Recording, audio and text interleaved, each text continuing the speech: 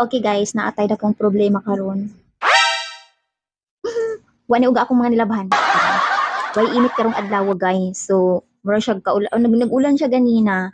And then karon murag hapon na, may oras ron. Mga alas 4 pa, so mura na siya alas 5. Advance ug 1 hour. So anyway, so natay pangutana diri eh. Sabi ni Cousin, ikaw man dai na. Okay, siya rin lang.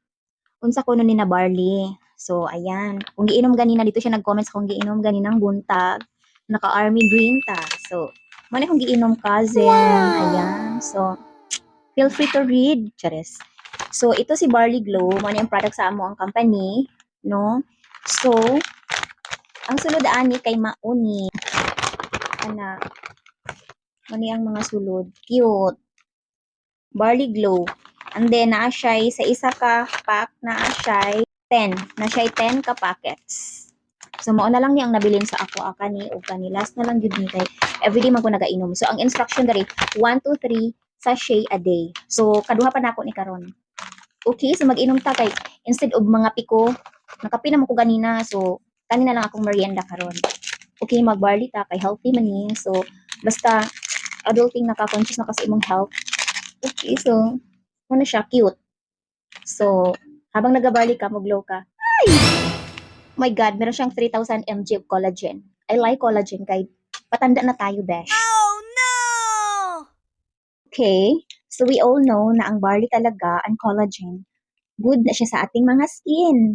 Ayan, so ano kung ginagawa natin, magtimpla na tayo. So, kaninang umaga, nag-hot ako, and then ngayong hapon ay mag-cold ako. Baliktad.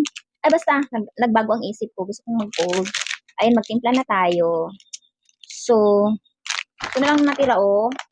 Ito na lang, guys, talaga. Mag-o-order na naman ako. Ang problema dito, wala tayong yellow basket dito sa FBay.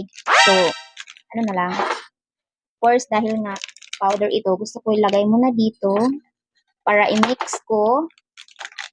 Mix ko lang siya ng konti. Para siyang para siyang, we call this, malunggay powder. Ayan, magka-same sila.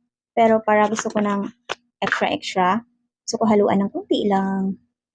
Ayan. Haluan ko lang, gusto ko lang. Ayan. And then, para ma-mix siya, kasi pag nilagyan mo siya ng cold water agad-agad, ano siya, kanang magbuo-buo ba? So, hot water muna. Hot water is the key. Ayan, natunaw na siya, guys. Sige, tunaw-tunaw lang siya. Pwede naman siya diretso sa cold, pero magbubbles mo siya. So, ayan, properly mixed na siya. And then, of course, natag-end na ice. Ayan.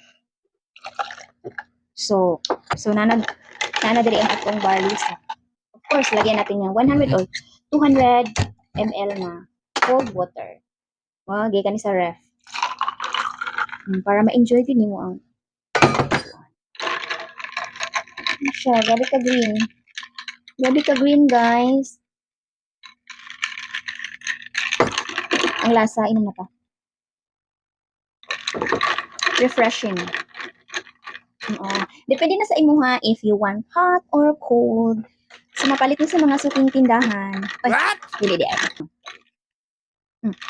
Lamig ko, guys. Actually, mapalit din siya sa amo ang head office sa Manila and then, of course, dito sa Davao. So, ikaw, cousin, of course, magpalit na pag-check out na. Ingnon ko nimo para maka-discount. Maging healthy na ang all. Vlogger na ba ang all? So, dapat maging healthy na ang all, no? Kaya nga, maging nakaon karon kay grabe na ginang effect siya sa mga kalawasan design.